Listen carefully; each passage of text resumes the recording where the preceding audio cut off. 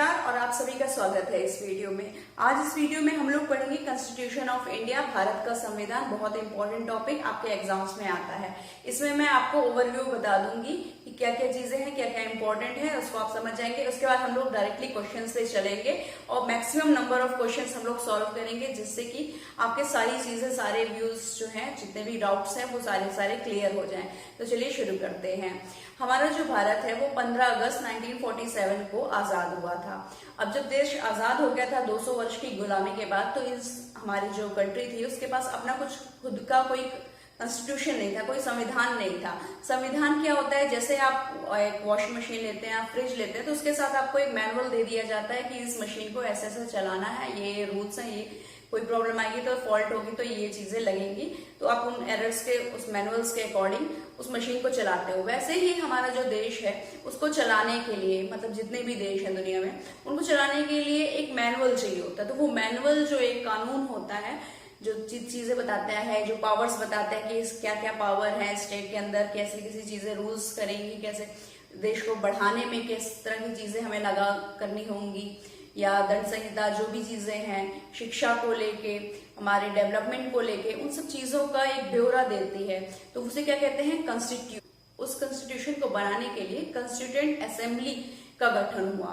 उसके जो चेयरमैन थे डॉक्टर राजेंद्र प्रसाद जी बनाए गए, जो कि बाद में हमारे प्रेसिडेंट ऑफ इंडिया भी बने। तो इस तरह से कॉन्स्टिट्यूएंट असेंबली के चेयरमैन डॉक्टर राजेंद्र प्रसाद जी थे, और उनके अलावा 9 मेंबर्स उनमें और भी थे। नेहरू जी, सरदार वल्लभ भाई पटेल, JB कृपलानी जी, मौलाना अबुल कलाम आजाद जी, सरोजनी नायडू और 3 अदर विमेन्स भी थी।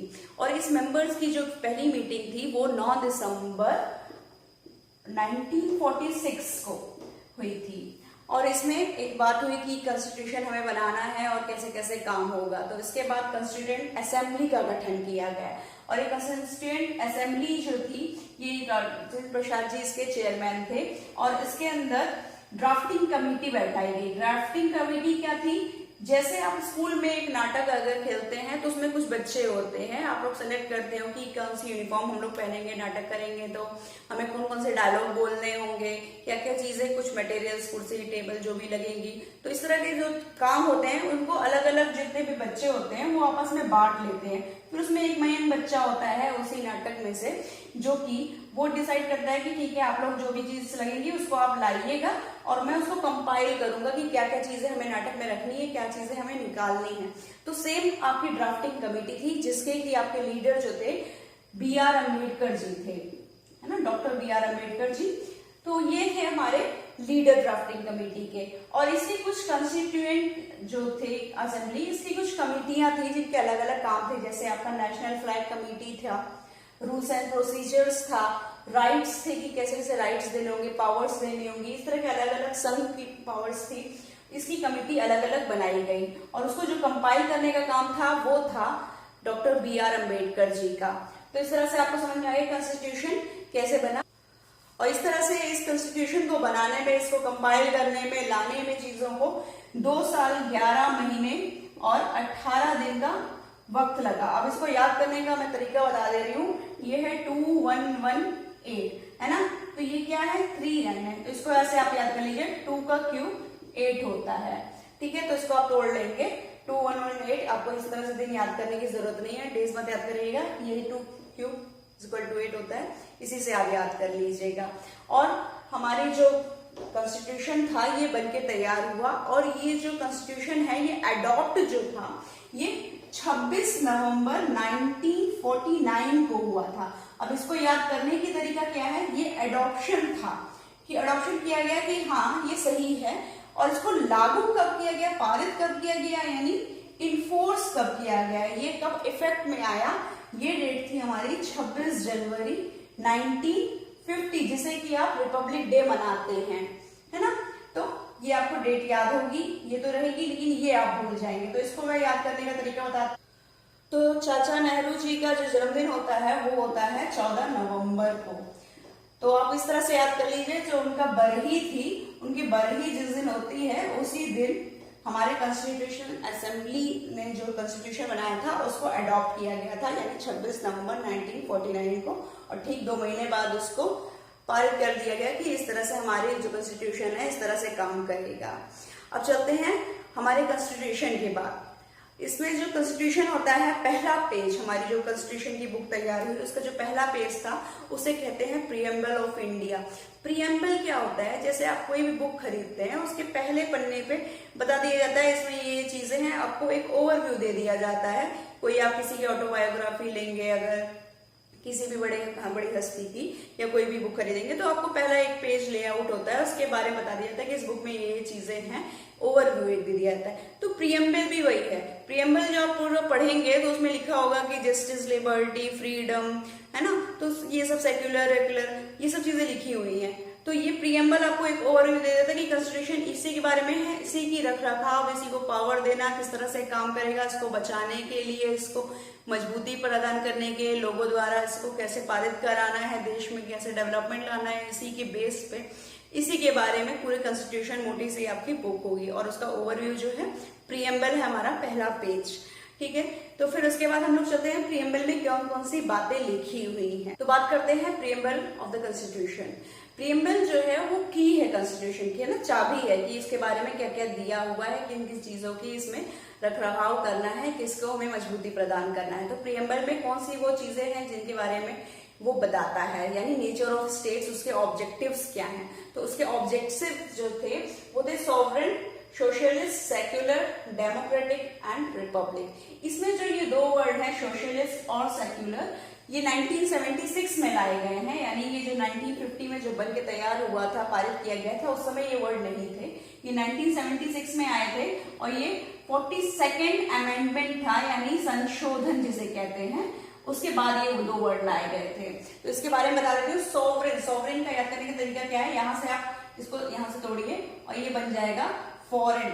सोवरेन का मतलब ये होता है कि जो बाहरी देश हैं अब हमारे ऊपर कोई उनका कानून, यानी उनकी जो कानून पद्धतियां होंगी, उनके कोई रूल रेगुलेशन हमारे ऊपर नहीं पारित होंगे, क्योंकि हम एक आजाद देश हो चुके हैं। तो यही होता है सॉवरेन का मतलब कि बाहर की कोई भी, हमारी जो सीमा के बाहर के देश हैं उनका कोई हस्तक्षेप हमारे देश की सीमा के अंदर नहीं होगा। ये था सॉवरेन का मतलब। सोशलिस्ट क्या था, समाजवाद, हमारे यहाँ सबको भाईचारा, सबको समान अधिकार हैं, इस तरह की चीजें। आपको फ्रीडम ऑफ स्पीच है, आप फ्रीडम ऑफ एक्सप्रेशन है, आप जो भी सोच सकते हैं, एक्सप्रेस कर सकते हैं, अपनी बातों को रख सकते हैं, अपने विचारों को, ये है सोशलिस्ट। सेक्युलर, सेक्युलर आपको पता है हमारे यहाँ पे सबसे ज्यादा धर्म है, जैन, पारसी, यहूदी, हिंदू, मुस्लिम, सिख, ईसाई, सारे धर्म है हमारे यहाँ पे, बौद्ध। तो इनको सबको हमें संरक्षण देना था, तो इसीलिए ये 1976 में जाके ये आया है सेक्युलर। हमारे कॉन्स्टिट्यूशन में सभी को सेम समानता, यानी सारे अधिकार बराबर दिए गए हैं। तो यही है सेक्युलर का मतलब। आपने अक्सर न्यूज में आजकल सुन रहे होंगे सेक्युलर सेक्युलर सेक्युलर, तो यही है वो सेक्युलर कि जो लोग धर्म और इन सब के विशेष उस पर नहीं जाते हैं कि हिंदू राष्ट्र बने, ये सब चीजें, तो इनके खिलाफ होना। ठीक है, डेमोक्रेटिक, और यही हमारा कॉन्स्टिट्यूशन भी कहता है। तो डेमोक्रेटिक, डेमोक्रेटिक आपको पता है पब्लिक द्वारा, जो हम लोग पहले जो राजा होते थे वो अपने जन्म से ही बन जाते थे कि हमें राजा बनना है, क्योंकि हम राजा के संतान है, उत्तराधिकारी। लेकिन यहाँ पे क्या होता है, ऐसा नहीं है कि आज प्रधानमंत्री है तो प्रधानमंत्री का बच्चा ही प्रधानमंत्री बनेगा। उसको क्या करना पड़ेगा, इलेक्शन लड़ना पड़ेगा, जीत के आना पड़ेगा, पब्लिक उसको सपोर्ट करेगी, हाँ आप बनिए, आप इस लायक हैं, तभी आप बनेंगे। तो यही है डेमोक्रेटिक पावर, इसको तो आप अच्छी तरह से जानते होंगे। अब चलते हैं रिपब्लिक। रिपब्लिक इंपॉर्टेंट वर्ड है। कई कंट्रीज, बहुत देश हैं जो डेमोक्रेटिक है, आपका इवन ब्रिटेन भी डेमोक्रेटिक है, लेकिन वो रिपब्लिक नहीं है।